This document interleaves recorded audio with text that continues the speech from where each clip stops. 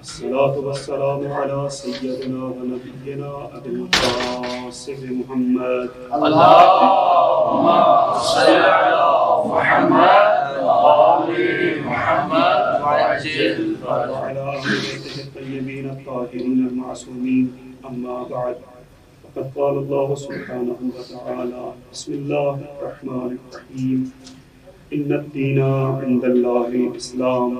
خداوند متعال کی بارگاہ میں دست بدعا ہے پروردگار ہماری اس قلیل سی عبادت کو قبول و منظور فرمائے.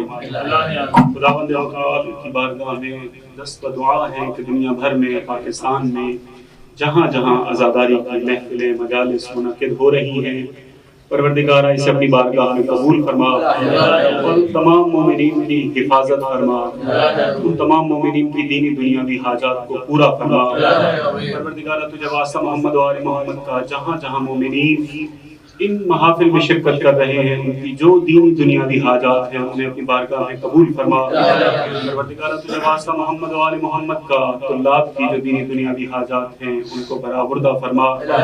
پروردگارہ تجھے واسطہ محمد و آل محمد علیہ السلام کا جو مومنین مقروض ہیں ان کے قرضوں کو ادا فرما.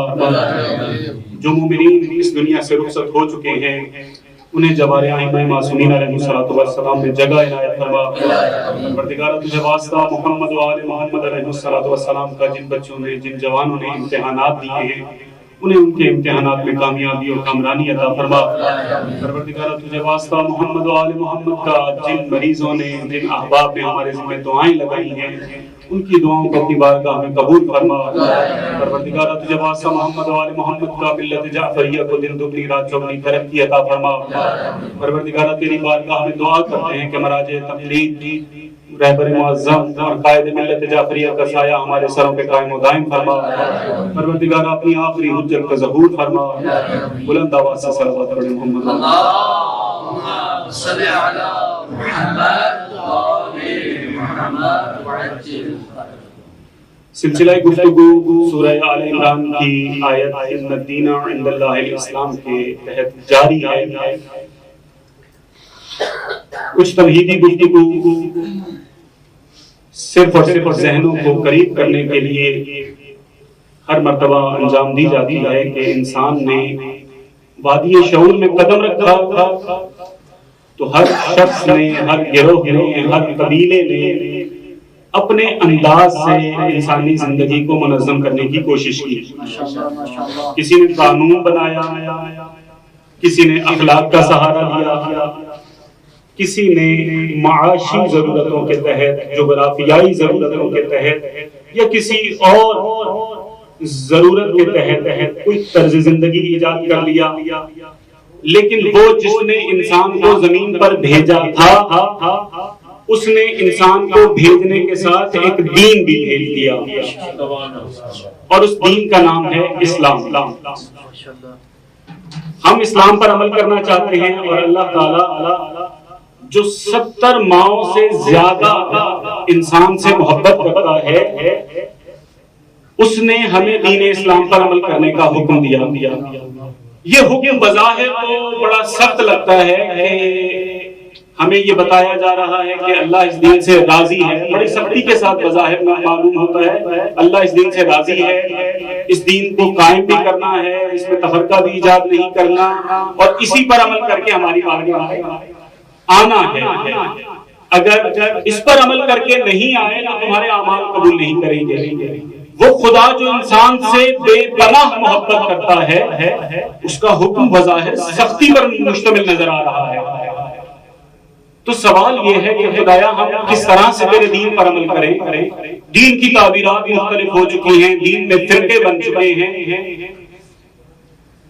تو اچھا طریقہ یہ ہے کہ ہم کسی بھی طرح سے عمل کر کے تیری بارگاہ میں چلے جائیں یا کسی بھی طریقے سے عمل نہ کر کے تیری بارگاہ میں چلے جائیں اور جا کے کہیں گے کہ ہمارے تک دین پہنچا ہی ایسے تھا، ہم مجبور ہیں.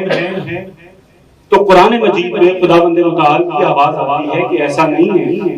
رسولا مبشرین ومنذرین لئلا یکون للناس علی اللہ حجہ. یہ اللہ تعالیٰ نے ہمیں بتایا کہ میں نے اگر تمہارے لیے دین کا انتخاب کیا ہے، اگر میں نے کسی دین پر عمل کرنے کے لیے کہا ہے، تو ایسا نہیں ہے کہ تمہیں آزاد چھوڑ دیا گیا ہے، ایسا نہیں ہے کہ کوئی ایسی حجت، ایسا رہنما تمہیں عطا نہیں کیا۔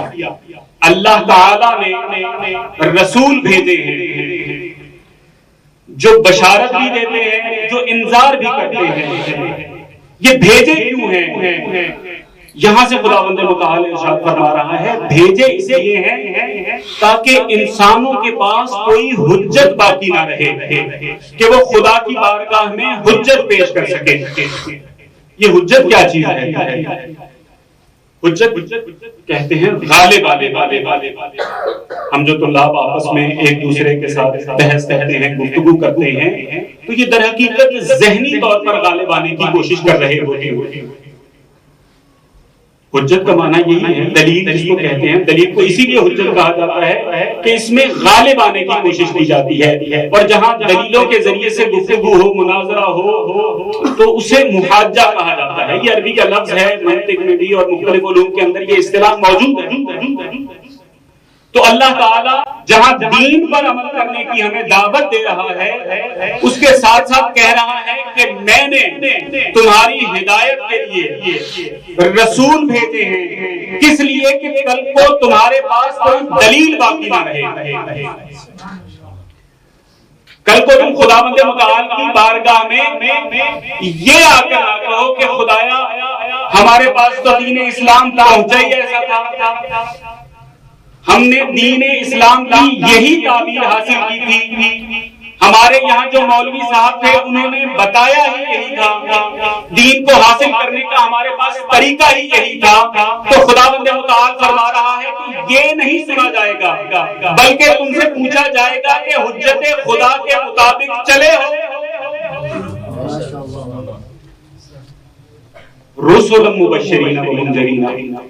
تو یہاں پر ایک سوال یہ ہے کہ اللہ تعالیٰ نے جو حجت بھیجی ہے، جو اللہ تعالیٰ نے حجت یعنی جو دلیل بھیجی ہے، جو رہنما بھیجا ہے، وہ آیا صرف رسول ہے یا رسول کے علاوہ بھی کوئی حجت ہے؟ یہاں پر رسول اہمیت نہیں رکھتا، لفظ رسول اہمیت نہیں رکھتا، بلکہ وہ علت لئلا یکون للناس علی اللہ حجہ وہ اہمیت رکھتا ہے۔ حضرت آدم اپنے دور میں اللہ کی حجت ہیں، حضرت آدم سب تسلیم کرتے ہیں کہ اللہ کی حجت ہیں، لیکن رسول نہیں ہے۔ رسالت کا آغاز حضرت آدم سے نہیں ہوا، توجہ ہے؟ رسالت کا آغاز کب سے ہوا؟ عہدہ ہے نا اللہ تعالیٰ کی طرف سے۔ حضرت آدم کو یہ عہدہ کس لیے دیا گیا کہ جو اسلام پر عمل کرنا چاہتے ہیں حضرت آدم کو دیکھیں۔ تو رسالت کا آغاز حضرت نوح سے ہو رہا ہے، یہ ایک عہدہ ہے۔ اچھا، یہ عہدہ آگے چلتا چلتا حضرت نوح نبی بھی ہیں، رسول بھی ہیں، اس میں ایک اور عہدے کا اضافہ ہوتا ہے۔ یہ سب عہدوں کا اضافہ کس لیے ہو رہا ہے؟ تاکہ انسانوں کے پاس حجت نہ رہے۔ ایک بات کی تھوڑی سی یہاں پہ وضاحت کر دوں کہ یہ جو حجت بات خداوند متعال کر رہا ہے کہ کل کو کہیں ایسا نہ ہو کہ ہم تمہارے اعمال کو دیکھنے کی بات کریں اور تم آ کر کہو کہ اے اللہ ہمارے پاس تو کوئی رہنما تھا ہی نہیں، ہمارے پاس تو کچھ تھا ہی نہیں۔ تو یہ حجت کی بات جو خدا کر رہا ہے اس کا مطلب یہ ہے کہ خداوند متعال یہ تسلیم کر رہا ہے کہ اگر میں اپنے یہ بندے نہ بھیجوں، اگر میں نبی نہ بھیجوں، اگر میں رسول نہ بھیجوں تو میرے اوپر حجت تمام ہو جائے گی۔ توجہ کیجئے گا، خداوند متعال گویا کہ یہ تسلیم کر رہا ہے کہ اگر میں نبی نہ بھیجوں، اگر رسول نہ بھیجوں تو بندوں کی میرے اوپر حجت تمام ہو جائے گی۔ دو مکتب فکر عالم اسلام، کچھ کہتے ہیں کہ اللہ تعالیٰ یہ جو حجت کی بات کر رہا ہے، یہ جو حجت بھیجنے کا وعدہ کر رہا ہے، یہ جو خبر دے رہا ہے کہ میں حجت ضرور بھیجوں گا تاکہ مجھ پر حجت تمام نہ ہو، یہ کس لیے؟ اس لیے کہ کل کو آپ خدا کی بارگاہ میں جا کر کہیں گے کہ اب اگر بار الہ تو ہم پر ظلم کرے گا، یعنی ہمیں عذاب دے گا، تو یہ ہم پر ظلم شمار ہوگا کہ ہمیں بتایا نہیں اور کوئی ایسا رہنما نہیں بھیجا، اور رہنما بھیجے بغیر تو ہمیں عذاب کر رہا ہے، تو یہ کیا ہے؟ یہ ظلم ہے، اور خداوند متعال اس سے اعلیٰ ہے، تعالی اللہ عن ذلک، خدا اس سے اعلیٰ و ارفع ہے، خدا کسی بندے پر ظلم نہیں کرتا۔ یہ تفکر جو برادران اصول فقہ پڑھتے ہیں وہ اچھی طرح سے جانتے ہیں، یہ حسن و قد ہے، عقلی ہے، اسی سے ہمارا عقیدہ عدل نکلتا ہے کہ خداوند متعال عادل ہے، وہ کسی پر ظلم نہیں کرتا، جو چیز اچھی ہوتی ہے خدا اس کو اختیار کرتا ہے، جو چیز بری ہے خدا اس سے دور ہے، خدا اس سے منزہ ہے۔ اور دوسری طرف ایک اور مرتبہ فکر ہے جن کا کہنا یہ ہے کہ خداوند متعال قادر مطلق ہے، خدا کے پاس طاقت ہے، خدا کی بارگاہ میں یہ باتیں نہیں ہیں کہ یہ بات اچھی ہے یہ بری ہے، خدا جو کام کر دے گا وہ اچھا ہے۔ خدا اگر آپ تمام افراد کو اٹھا کے جنت میں بھیج دے تو آپ یہ نہیں کہہ سکتے کہ خدایا ہمیں جنت میں کیوں بھیج دیا، اور اگر تمام کے تمام افراد کو اٹھا کر جہنم میں ڈال دے تو آپ یہ نہیں کہہ سکتے۔ یعنی اس بات کے بعد ان الدین عند اللہ الاسلام کے بعد اگر آپ خدا کی بارگاہ میں جائیں قادر مطلق کے نظریے کی بنیاد پر، کہ اگر آپ خدا کی بارگاہ میں جائیں اور کہیں کہ بار الہ ہمارے لیے یہ مشکل تھی کہ کوئی رہنما نہیں تھا تو ہم اس پہ عمل نہیں کر سکے، اب تو ہمیں عذاب کر رہا ہے، یہ تو اچھی بات نہیں ہے، تو خدا کہے گا کہ تم سے کسی نے پوچھا کہ کیا اچھی بات ہے اور کیا اچھی بات نہیں ہے؟ میں قادر مطلق ہوں، میرے پاس طاقت ہے، میں نے تمہیں خلق کیا ہے، تمہارا تمام کا تمام اختیار میرے پاس ہے، میں تمہیں جنت میں بھیج دوں میری مرضی، میں تمہیں دوزخ میں بھیج دوں میری مرضی۔ یہ پورا مطلب ہے، لیکن خداوند متعال خود قرآن مجید میں کیا ارشاد فرما رہا ہے؟ لِأَلَّا يَكُونَ لِلنَّاسِ عَلَى اللَّهِ حُجَّةٌ، کہ لوگوں کے پاس یہ دلیل باقی نہ رہے، تو گویا کہ خداوند متعال خود اہل عدل کی امامیہ کی حمایت کر رہا ہے کہ دیکھو جو تمہاری رائے ہے، توجہ کیجئے گا، جو تمہاری رائے ہے، جو اہل عدل کی رائے ہے وہ درست ہے، بس اگر دین کی تعبیر تلاش کرنا ہو تو ان تمام اسلامی فرقوں میں دیکھیے گا کہ جو خدا کو ظالم کہہ رہے ہوں، جو خدا کے لیے کسی قسم کی اخلاقی اور عقلی قیود کے قائل نہ ہوں، ان کا دین سے تعلق نہیں، اور جو خدا کے لیے تمام عقلی قاعدوں کو تسلیم کر رہے ہیں وہ حق ہے۔ خداوند متعال حجت اسی لیے پیش کر رہا ہے۔ اچھا، یہ جو اللہ تعالیٰ حجت کے طور پر جن عہدوں کو پیش کر رہا ہے وہ کون کون سے ہیں؟ سب سے پہلا ہے نبی، حضرت آدم اللہ تعالیٰ کی طرف سے حجت ہے، اور جب رسالت کا سلسلہ شروع ہوا تو یہ دوسرا عہدہ اضافہ ہو گیا کہ اب جو بھی رسول ہوگا وہ بھی اللہ تعالیٰ کی طرف سے حجت ہوگا، اور رسالت کے بعد اللہ تعالیٰ نے ایک اور عہدے کا اضافہ کیا۔ وَإِذِ ابْتَلَىٰ إِبْرَاهِيمَ رَبُّهُ بِكَلِمَاتٍ، اللہ تعالیٰ نے ابراہیم کا امتحان لیا، فَأَتَمَّهُنَّ، ابراہیم نے وہ امتحان بالکل مکمل انداز میں دے دیا، بالکل تمام کیا۔ فَأَتَمَّهُنَّ، آپ طالب علم ہیں، اچھی طرح سے جانتے ہیں کہ اگر کوئی امتحان میں آنے والا پیپر آپ مکمل طور پر فل کریں، تمام کے تمام جواب تحریر کریں تو نتیجہ کیا ہوگا؟ پورے کے پورے نمبر ملیں گے۔ فَأَتَمَّهُنَّ، اور اگر امتحان لینے والی ذات ایسی ہو کہ جو مثقال ذرۃ یرا ہو تو حضرت ابراہیم کے امتحان کے بعد انہیں عہدہ امامت دے گی۔ فَأَتَمَّهُنَّ إِنِّي جَاعِلُكَ لِلنَّاسِ إِمَامًا، ابراہیم تم نے امتحان پورا دیا ہے تو اب ہم تمہیں امام بنا رہے ہیں۔ تو یہ تیسرا عہدہ ہے. اللہ تعالیٰ کی حجتیں 3 عہدوں کی صورت میں اب ہمارے سامنے آ رہی ہیں. تو یہاں تیسرا عہدہ شروع ہو رہا ہے. 3 حجتیں ہیں خداوند متعال کی طرف سے. ہم نے ان الدین عند اللہ الاسلام کی طرف توجہ ہے. ماشاءاللہ ماشاءاللہ تک کر تو سماعت نہیں کر پا رہے. اتنے غور سے آپ لوگ سنتے ہیں کہ بعض اوقات یہ احساس ہوتا ہے کہ شاید میں کچھ غلط بات کر رہا ہوں. بچوں کے ساتھ اللہ رسالہ یا رسول اللہ حیدری آواز بلند تر صلوات اللہم صلی علی محمد اچھا وہ جو فخر ابراہیم ہے، ابراہیم کو یہ جو عہدے دیے گئے ہیں، یہ جو حجت قرار دیا گیا ہے، ابراہیم نبی ہیں، رسول ہیں، امامت امتحان کے بعد دی گئی ہے. لیکن جو فخر ابراہیم ہے اسی کے 3 عہدے ہم زمان دیے گئے ہیں. کوئی اور تسلیم کرے نہ کرے، امت مصطفیٰ اسے ضرور تسلیم کرتی ہے. اگر امت مصطفیٰ میں سے کوئی تسلیم نہیں کر رہا تو اس کی خدمت میں چند باتیں عرض کروں گا کہ اگر صرف اور صرف آپ القابات انبیاء کو دیکھ لیں تو آپ کی سمجھ میں آ جائے گا کہ نبی کریم صلی اللہ علیہ وآلہ وسلم تمام انبیاء سے افضل ہیں. اور افضلیت کی وجہ ہونے کی بنیاد پر، افضلیت کی وجہ سے یقیناً نبی کریم صلی اللہ علیہ وآلہ وسلم امام بھی ہیں. بھئی انبیاء کے القاب آپ ملاحظہ فرمائیں. انبیاء کے القاب کی طرف اگر ایک نظر ڈالیں تو جتنے بھی انبیاء کو القاب دیے گئے ہیں اس کے اندر ایک خاص پہلو نمایاں ہے. اللہ کا اور اللہ کے نبی کا وہ جو اعلیٰ اور ادنا ہونے کا تصور ہے وہ برقرار ہے.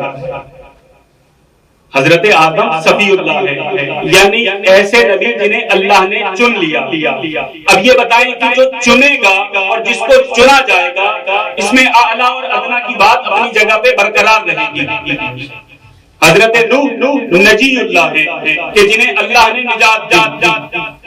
نجات دینے والا اعلیٰ ہے، جس کو نجات دی جا رہی ہے وہ ادنا ہے. حضرت ابراہیم، حضرت موسیٰ کو دیکھتے ہیں، حضرت موسیٰ کلیم اللہ کہ جس سے بات کی جا رہی ہے، جو اللہ سے بات کر رہا ہے. حضرت ابراہیم کو کیا لقب دیا گیا؟ خلیل اللہ. مقام لفظ نہیں صحیح لیکن دوست، اللہ کا دوست کیا ہوا؟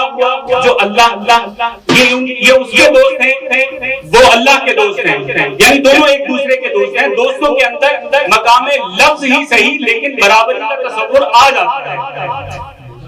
تو حضرت ابراہیم شیخ الانبیاء ہیں، سب انبیاء سے افضل ہیں. لیکن جب نبی کریم صلی اللہ علیہ وآلہ وسلم کی بات آتی ہے تو کہا جاتا ہے حبیب اللہ. ممکن ہے آپ کہیں کہ خلیل اللہ بھی اللہ کا دوست ہے، حبیب اللہ بھی اللہ کا دوست ہے. صرف لفظ تبدیل ہوئے ہیں، معنی میں تو کوئی تبدیلی نہیں آئی. لیکن مسئلہ یہ ہے کہ یہ اردو زبان کی کمزوری ہے. اردو زبان اس مطلب کو سمجھا نہیں پا رہی ہے کہ خلیل اللہ میں اور حبیب اللہ میں کیا فرق ہے. دیکھیں دوست، آپ سب اہل دوست ہیں، اہل رفیق ہیں. آپ اچھی طرح سے جانتے ہیں دوست 2 قسم کے ہوتے ہیں. کچھ دوست ایسے ہوتے ہیں جن سے آپ تعلقات بڑھانا چاہتے ہیں، کچھ دوست ایسے ہوتے ہیں جو آپ سے تعلقات بڑھانا چاہ رہے ہوتے ہیں. تو ان دونوں دوستوں کے اندر آپ کی توجہ مختلف ہوگی. جس سے آپ تعلقات بڑھانا چاہ رہے ہیں اس کی طرف آپ کی توجہ زیادہ ہوگی. جو آپ سے تعلقات بڑھانا چاہ رہا ہے اس کی طرف آپ کی توجہ کم ہوگی. اس کو ایک مثال کے ذریعے سے واضح کرتا ہوں. اللہ تعالیٰ تمام طلاب کو یہ توفیق دے کہ ایک اچھا سا گھر بنائے، اسی مشہد کی سرزمین پر بنائے. صلوات پڑھیں شاید.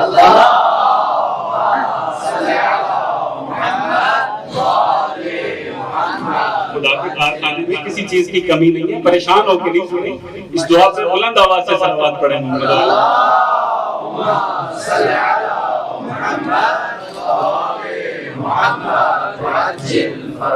میں چند دن سے دوستوں کی گفتگو کے اندر یہاں کوئی علاقہ ہے الہیہ، اس کا تذکرہ اکثر سنتا رہتا ہوں. اب مجھے نہیں پتا کہ شاید کوئی بہت اچھا علاقہ ہے نہیں ہے، وہاں پر آپ کو گھر بنانا نصیب ہو، ایک اچھا سا گھر بنائیں آپ وہاں پر 200-400 میٹر کا بلکہ 1000 میٹر کا، تو وہاں پر اب یہ دوستی کا تصور بیان کر رہا ہوں میں کہ وہاں صورتحال کیا ہوگی۔ ایک دوست وہ ہے جس سے آپ تعلقات بڑھانا چاہ رہے ہیں، ایک دوست وہ ہے جو آپ سے تعلقات بڑھانا چاہ رہا ہے، تو جیسے ہی گھر مکمل ہوگا تو وہ دوست جس سے آپ تعلق بڑھانا چاہ رہے ہیں آپ اسے کہیں گے کہ حضور ہم نے گھر بنایا ہے الہیہ میں، اگر کبھی فرصت ہو تو تشریف لے کر آئے۔ اب وہ دوست کہے گا کہ اصل میں مصروفیت ہوتی ہے، ٹائم نہیں ہوتا، کلاسز ہو رہی ہیں، وقت نہیں مل رہا، تو آپ کہیں گے کہ اچھا جب آپ کے پاس وقت ہوگا میں سواری بھیج دوں گا، اسنیپ بھیج دوں گا، کوئی گاڑی بھیج دوں گا، وہ آپ کو لے آئے گی۔ کیوں؟ آپ تعلقات بڑھانا چاہ رہے ہیں، آپ تعلقات بڑھانا چاہ رہے ہیں، آپ محبت بڑھانا چاہ رہے ہیں، اور اچھا وہ دوست جو آپ سے تعلق قائم کرنا چاہ رہا ہو وہ جہاں کہیں ملے گا، کسی مجلس میں مل جائے، حرم میں مل جائے، کسی چوک میں مل جائے، کہے گا حضور سنا ہے آپ نے گھر بنایا ہے، ماشاءاللہ بہت خوشی ہوئی آپ کے گھر کا سن کر کے، آپ نے گھر بنا لیا ہے، تو اگر کبھی فرصت ہو تو ہمیں وہ گھر تو دکھائیں، ہمیں بڑی خوشی ہوگی۔ مزاج دیکھ رہے ہیں، تبدیلی دیکھ رہے ہیں، تو اب جواب میں چونکہ آپ کو دلچسپی نہیں، آپ کہیں گے کہ یار وہ میں اصل میں ابھی الہیہ شفٹ نہیں ہوا ہوں، وہاں کم جانا ہوتا ہے، تو انشاءاللہ کبھی دکھائیں گے آپ، تو وہ فوراً کہیں گے کہ آپ بتا دیں کہ کب ہوتے ہیں آپ وہاں، ہم اس وقت آ جائیں گے، کیونکہ یہ تعلق بنانا چاہ رہے ہیں۔ دونوں دوست ہیں، خلیل اللہ بھی دوست ہے، حبیب اللہ بھی دوست ہے، لیکن ان دونوں معنی میں خلیل اللہ کے اندر طلب ہے، حبیب اللہ میں مطلوبیت ہے۔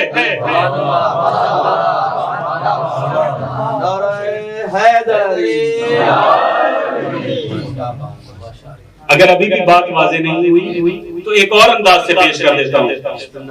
حضرت ابراہیم خلیل نبی ہیں، اللہ کے دوست نبی ہیں، اللہ کی بارگاہ میں عرض کرتے ہیں کہ بار الہ ارنی کیف تحیی الموتی، خدایا مجھے اپنی ایک آیت تو دکھا کہ تو مردوں کو زندہ کیسے کرتا ہے، بار الہ مجھے اپنی آیت دکھا، ایک آیت دکھا کہ کیف تحیی الموتی۔ اب خداوند حضرت ابراہیم چاہ رہے ہیں تعلقات بڑھانا، اب خداوند متعال کی طرف سے کہا جاتا ہے کہ ابراہیم آپ دوست ہیں، یقین نہیں کہ آپ کو ایمان نہیں رکھتے، لم تو کیا تمہیں ایمان نہیں ہے؟ کہا بلا، یہ کیسے ہو سکتا ہے؟ میرا سوال یہ بتا رہا ہے کہ میں ایمان رکھتا ہوں، میں یہ نہیں کہہ رہا کہ زندہ کر سکتا ہے یا نہیں کر سکتا، میں تو یہ کہہ رہا ہوں کہ مجھے زندہ کر کے دکھا کیسے زندہ کرتا ہے۔ تو خداوند متعال ارشاد فرماتا ہے کہ یہ کوئی بڑی بات نہیں ہے، 4 پرندے لو اور ان کو ذبح کرو، 4 مختلف مقامات پر ان پہاڑیوں پر رکھ دو، ان کو آواز دو کہ وہ تمہارے پاس آ جائیں گے، بس جیسے یہ پرندے تمہارے پاس آ جائیں گے ایسے ہم زندہ کرتے ہیں۔ یہ وہ دوست ہے جو آپ سے تعلقات بڑھانا چاہ رہا ہے، جو اللہ سے تعلقات بڑھانا چاہ رہا ہے، اور دوسری طرف وہ دوست جس سے اللہ تعالیٰ محبت فرما رہا ہے، اس کے لیے کیا ارشاد فرما رہا ہے؟ سبحان الذی اسری بعبدہ لیلا،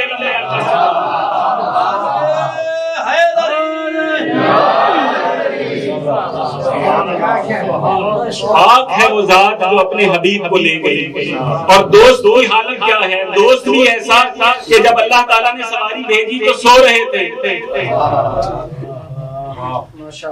اٹھا کر کہا گیا کہ حضور اللہ نے بلایا ہے، کہا اچھا سواری بھیج دی گئی ہے، اچھا سواری بھی آ گئی، چلیں چلتے ہیں۔ اچھا دونوں دوستوں کے اندر تفاوت دیکھیے گا کہ اگر وہ دوست کہ جو آپ سے تعلقات بڑھانا چاہ رہا ہو اور اس نے آپ سے وقت بھی لیا ہو، گھر کے دروازے پر آ جائے تو آپ پوچھتے ہیں کہ حضور کیسے آنا ہوا؟ وہ جناب آپ کا گھر دیکھنا تھا، تو آپ اس کو گھر لے کر جائیں گے اور دکھا دیں گے کہ جناب یہ دیکھ لیں گھر۔ لیکن وہ دوست جس کو آپ گھر دکھانا کیا کریں گے؟ آپ گھر کی تفصیلات بتانا شروع کریں گے. آپ کہیں گے کہ حضور یہ ڈرائنگ روم ہے, یہ کتاب خانہ بنایا ہے ہم نے, یہاں پر بچوں کے کمرے ہیں, یہ جو ہم نے چیزیں بنائی ہیں یہ ایسے ہے, یہ پہلا طبقہ ہے, یہ دوسرا طبقہ ہے, یہ تیسرا طبقہ ہے. ایک ایک تفصیل آپ اس دوست کو بتائیں گے. تو اب جب حضرت ابراہیم نے کہا ارنی کیف تحیی الموتى, بارے الہ مجھے بتا کہ کیسے مردوں کو زندہ کرتا ہے, تو کہا کہ جاؤ وہاں سے 4 پرندے لے کر چلے جاؤ. لیکن جب نبی کریم صلی اللہ علیہ وآلہ وسلم کو معراج پر بلایا ہے تو کبھی پہلے آسمان پر روک رہے ہیں, کبھی دوسرے آسمان پر روک رہے ہیں, کبھی تیسرے آسمان پر روک رہے ہیں. ادنو منی, ابھی قریب آؤ.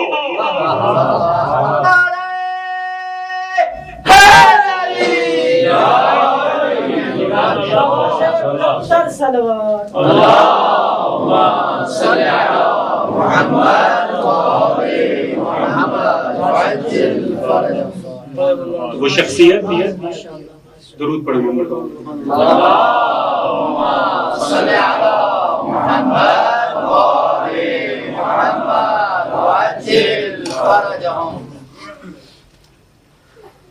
وہ شخصیت جو حبیب اللہ ہے, اللہ کا حبیب ہے, اللہ کا دوست ہے, وہ حجت ہے حضرت ابراہیم سے بڑھ کر.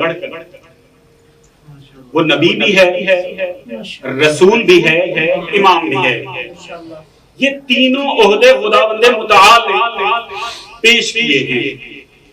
اچھا, یہ جو 3 عہدے ہیں, یہ 3 عہدے حضرت ابراہیم کو بھی ادا ہوئے, ان کو بھی عطا کیے گئے.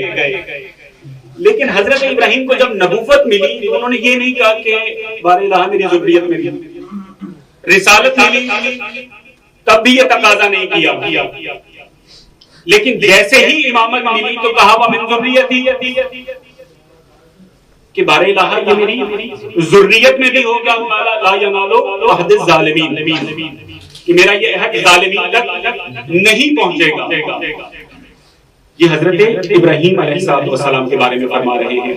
تو یہاں سے معلوم یہ ہوتا ہے کہ ان 3 عہدوں میں نبوت, رسالت اور امامت میں کچھ عہدے ایسے ہیں جو موقت ہیں. یعنی نبوت اس وقت تک چلے گی جب تک کوئی خبر پہنچانی ہے. جب تمام کی تمام خبریں پہنچ جائیں گی تو نبوت کا عہدہ ختم ہو جائے گا. جب تمام کے تمام پیغامات پہنچ جائیں گے اور دین کامل ہو جائے گا تو رسالت کا عہدہ ختم ہو جائے گا. بھئی ان الفاظ کے, ان عہدوں کے معنی سے یہی ظاہر ہے نا کہ جب تک کوئی اللہ تعالیٰ نے خبر پہنچانی ہے, جیسے ہی آخری نبی آیا, آخری خبر آئی, عہدہ ختم. جیسے ہی آخری رسول آیا اور آخری رسول نے اپنا پیغام پہنچا دیا تو عہدہ ختم. لیکن امامت میں ایسا ہوتا ہے کہ جب تک, امامت کا معنی کیا ہے؟ آگے آگے چلنے والا. چلے گا کہاں؟ صراط پر, راستے پر. یہ ایک ایسا ہوتا ہے کہ جب تک یہ راستہ موجود ہے, جب تک صراط مستقیم موجود ہے, اس وقت تک امام بھی موجود ہے. تو یہی وجہ ہے کہ حضرت ابراہیم جیسے ہی یہ سنتے ہیں کہ مجھے امامت بھی ملی ہے تو فوراً تقاضا کرتے ہیں وَمِن ذُرِّيَّتِي, کہ میری ذریت میں بھی ہوگا. اچھا, یہاں تک میں آپ لوگوں کو لے آیا ہوں کہ خداوند متعال نے 3 عہدے متعارف کروائے ہیں, اور یہ تینوں عہدے کس شان کے مالک ہیں, ان کی حیثیت کیا ہے؟ ان کی حیثیت یہ ہے کہ لِأَلَّا يَكُونَ لِلنَّاسِ عَلَى اللَّهِ حُجَّةٌ. یہ کل کو یہ عہدے خداوند متعال کی بارگاہ میں اللہ تعالیٰ کو بچائیں گے. لفظ سخت ہے. کس طرح سے کہ جب خداوند متعال پوچھے گا کہ بھائی میں نے تمہارے لیے دین کون سا انتخاب کیا تھا؟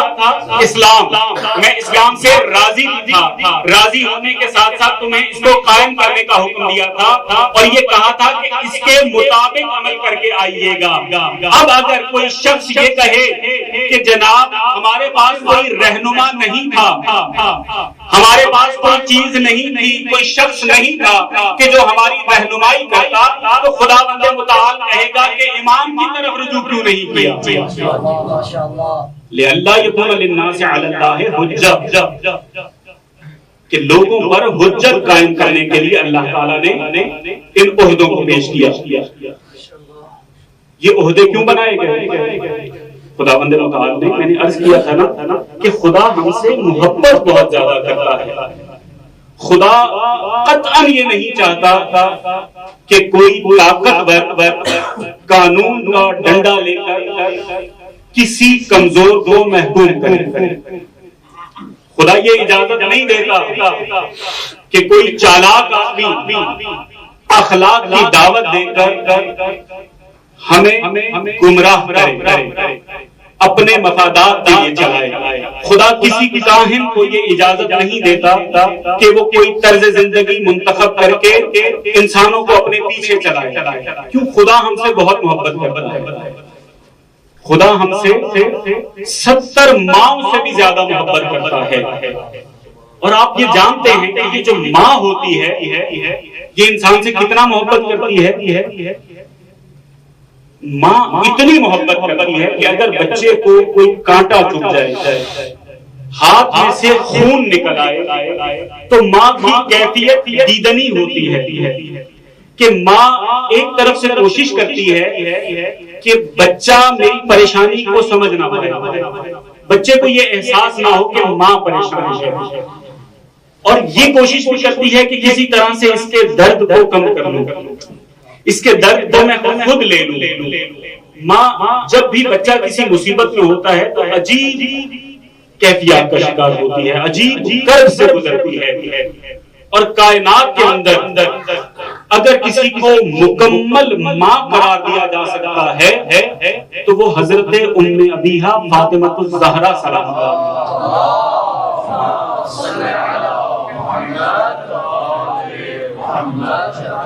جو اولاد سے بڑھ کر باپ کے لیے بھی ماں کا کردار ادا کرتی ہیں۔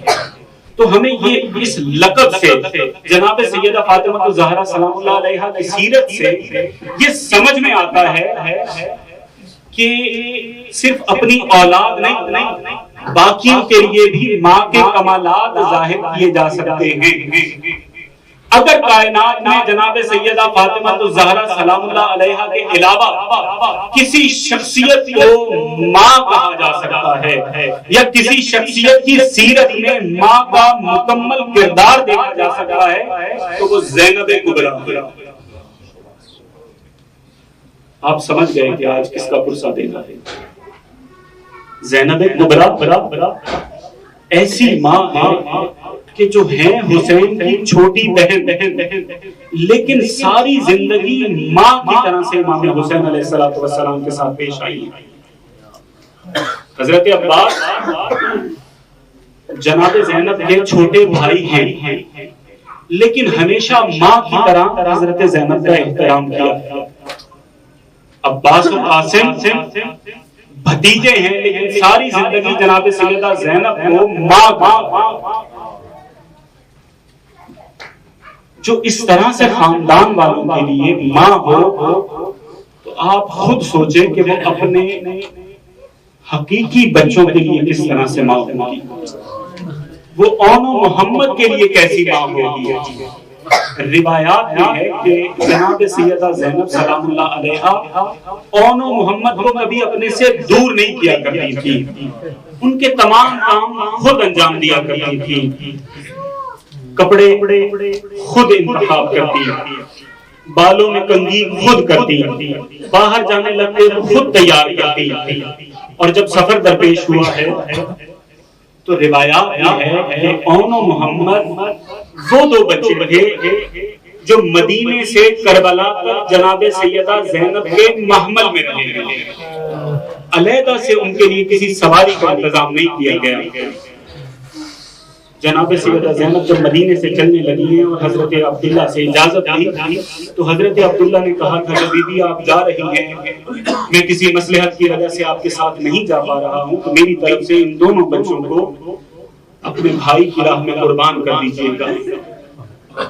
سارے راستے جہاں کہیں قیام ہوتا ہے تو آن محمد ماں کے ساتھ، سفر ہوتا ہے تو ماں کے محمل میں. بس عزاداران مظلوم کربلا، شب عاشور کا جو منظر ہے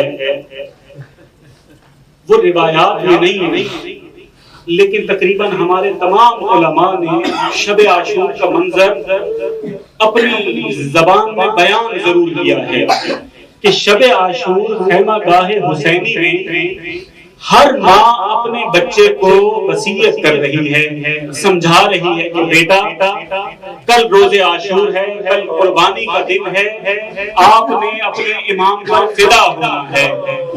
اگر اصحاب کی مائیں ہیں تو وہ کہہ رہی ہیں کہ بیٹا کل قربانی کا دن ہے، کوشش کرنا کہ بنی ہاشم سے پہلے میدان میں جانا.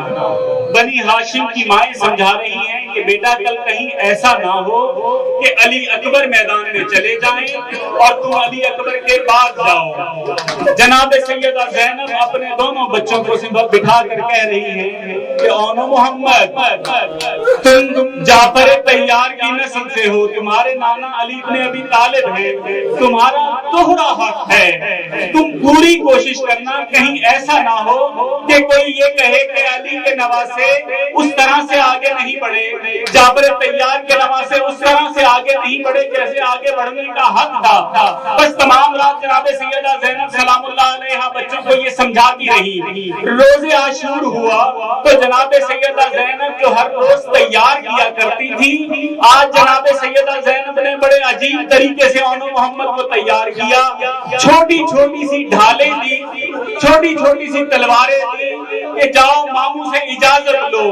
عزاداران مظلوم کربلا یہ دونوں بچے 3 دن کے پیاسے ہیں، صبح صبح اپنے خیمے سے نکلے، امام حسین کے قریب گئے، اجازت طلب کی، اجازت نہیں ملی، دوبارہ اپنے خیمے میں آ گئے، پھر دوبارہ چلے گئے ماموں کے پاس کہ ماموں ہمیں اجازت دے دیں، اجازت نہیں دی گئی.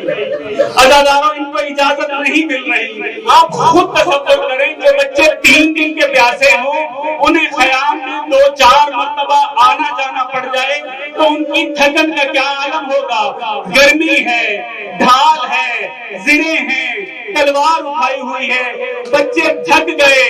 لیکن یہ جعفر طیار کے بچے ہیں، پھر بھی مسلسل آ جا رہے ہیں. کبھی یہ انتظار کر رہے ہیں کہ مولا مسلم ابن اوسجہ کی میت اٹھا لیں، مسلم ابن اوسجہ کا لاشا اٹھا لیں تو ہم اجازت مانگیں. کبھی یہ انتظار کر رہے ہیں کہ حر کا لاشا اٹھا لیں تو ہمیں اجازت ملے. کبھی یہ انتظار کر رہے ہیں کہ نماز ظہر پڑھی جائے تو تب ہمیں اجازت ملے، لیکن اجازت نہیں مل رہی. بس عزاداروں اصحاب کی قربانیاں مکمل ہوئی. اصحاب کی قربانیاں مکمل ہونے کے بعد بنی ہاشم کی قربانیاں شروع ہوئی. جیسے ہی مسلم کی اولاد نے قربانیاں دینا شروع کی، دونوں بچے تڑپ کر ماں کے پاس آئے کہ ماں مسلم کی قربانیاں شروع ہو گئی ہیں، اولاد عقیل کی قربانیاں شروع ہو گئی ہیں، لیکن ماموں ہمیں اجازت نہیں دے رہے. اجرکم اللہ، مولا سوائے غم حسین سے کوئی غم نہ دے. بی بی نے جب یہ سنا تو اون کا ہاتھ ایک ہاتھ میں پکڑا، محمد کا ہاتھ دوسرے ہاتھ میں پکڑا اور دونوں کا ہاتھ پکڑ کر عزاداروں توجہ کیجئے گا، میں آپ کو کسی منزل پر لے کر جانا چاہ رہا ہوں. جب ان دونوں شہزادوں نے بی بی سے کہا کہ بی بی ماں آپ ہی ہماری سفارش کیجئے، دونوں بچوں کا ہاتھ پکڑ کر جناب سیدہ زینب سلام اللہ علیہا امام حسین کے خیمے میں آئی. جو امام حسین صبح سے اجازت نہیں دے رہے تھے، جیسے ہی جناب سیدہ زینب کے چہرے پر نظر پڑی، اونو محمد کو دیکھا کہ کس طرح سے ہاتھ پکڑے ہوئے ہیں، امام کے چہرے پر غم کے بادل چھا گئے، غم و اندوہ طاری ہو گیا. مولا نے اس سے پہلے کہ جناب سیدہ زینب اجازت مانگتی، مولا نے کہا کہ اونو محمد جاؤ بسم اللہ میدان کی طرف چلے جاؤ. میں پوچھوں گا مولا ابھی تو بی بی زینب نے اجازت نہیں مانگی، آپ نے اجازت دے دی. ممکن ہے مولا کہیں کہ مجھے بچپن کا ایک واقعہ یاد آ گیا، یہ جو میں نے زینب کا حلیہ دیکھا ہے، یہ جو زینب کی حالت دیکھی ہے، کہ ایک ہاتھ میں اون ہے، ایک ہاتھ میں محمد ہے۔ مجھے ایک واقعہ یاد آ گیا ہے، ایسے ہی کچھ سال پہلے میری ماں میرا ہاتھ تھام کر، میرے بھائی حسن کا ہاتھ تھام کر شرابی کے دربار میں گئی تھی۔ ماں کو دیکھ کر ایک شخص نے اہانت کی تھی، توہین کی تھی۔ جب تک حسن زندہ رہا، جب تک میں زندہ ہوں، کبھی اس غم کو بھلایا نہیں ہے۔ ارے اونو محمد نازوں کے پالے ہوئے ہیں، کل 11 محرم سے زینب کو شرابیوں سے ہم کلام ہونا پڑے گا۔ اگر آج ان کو اجازت نہ دی، کل 11 محرم کو مر جائیں گے۔ ہمارا سوائے غم حسین کے کوئی غم نہ دے۔ بس عزادارہ نے مظلوم کے دونوں بچے آئے ہیں، جنگ شروع کی۔ اون و محمد کی جنگ سے لوگوں نے دیکھ کر کہنا شروع کر دیا کہ واقعہ میں علی آ گئے ہیں میدان میں، جعفر آ گئے ہیں میدان میں۔ جیسے ہی کسی ایک بھائی کو گھیرنے کی کوشش کرتے ہیں، دوسرا بھائی مدد کے لیے بڑھتا ہے۔ بس اسی حالت میں جنگ کر رہے ہیں کہ زخمی ہو کر گرے۔ زخمی ہو کر گرنے کے بعد آواز دی، السلام علیک یا ابا عبداللہ۔ بس جیسے ہی بچوں نے آواز دی، امام حسین اور حضرت عباس بڑے ہیں میدان کی طرف۔ دونوں بھائی بڑے ہیں، دونوں بھائیوں کو لینے کے لیے ایک لاشے کو ابوالفضل عباس نے اٹھایا، ایک لاشے کو اٹھا کر امام حسین خیام کی طرف آئے ہیں۔ عزاداروں، صبح سے جب لاشیں آ رہی ہیں، بیویاں ایک کام یہ کرتی تھیں عرب کے دستور کے مطابق، جیسے ہی کوئی لاش آتی تھی بیویاں بین کیا کرتی تھیں کہ کہیں کسی کی لاش کو یہ احساس نہ ہو کہ وہ غریب ہے۔ بیویاں بین کیا کرتی تھی۔ اون و محمد کا لاشا آیا ہے، بیویوں نے استقبال کیا، لیکن استقبال کرنے والوں میں زینب کبریٰ نہیں ہے۔ زینب کبریٰ محمد کی لاش پر نہیں آئی۔ امام حسین نے صحن خانہ میں رکھا، صحن خیام میں رکھا لاشیں کو۔ کبھی اون کے رخسار کو بوسہ دیتے ہیں، کبھی محمد کے رخسار کو بوسہ دیتے ہیں۔ امام حسین علیہ السلام اٹھ کر چلے گئے، امام حسین اٹھ کر چلے گئے۔ عزاداروں، بس میں ایک بات، آخری بات آپ کی خدمت میں عرض کر کے آپ کی رحمتوں کو تمام کروں گا۔ جناب سیدہ زینب چونکہ ماں ہے، جانتی ہیں حسین کے درد کو، امام حسین کے ساتھ ہمیشہ ماں کی طرح پیش آئی ہیں۔ یہ سوچ کر کہ میں اگر کریا کروں گی حسین پریشان ہوگا۔ بس عزاداروں، امام حسین کی شہادت کے بعد جب یہ قافلہ نکلا ہے، یہ قافلہ آگے بڑھا ہے، یہ قافلہ کربلا سے شام کی طرف روانہ ہوا ہے، میں جناب سیدہ زینب کی بارگاہ میں عرض کروں گا، بی بی جب مدینے سے چلی تھی، مدینے سے کربلا تک اون و محمد آپ کے محمل میں تھے، لیکن آج کربلا سے شام محمل نہیں ہے۔ اون و محمد نیزوں پر سوار ہیں۔ جب کبھی نیزے قریب آتے ہوں گے، مامتا جاگتی ہوگی، دل میں ہونک اٹھتی ہوگی، یہ درد اٹھتا ہوگا کہ اون و محمد تمہارے سروں میں کتنی خاک ہے، آؤ میرے لال تمہارے بال صاف کر دوں، آؤ میرے لال تمہارے چہروں سے خون صاف کر دوں۔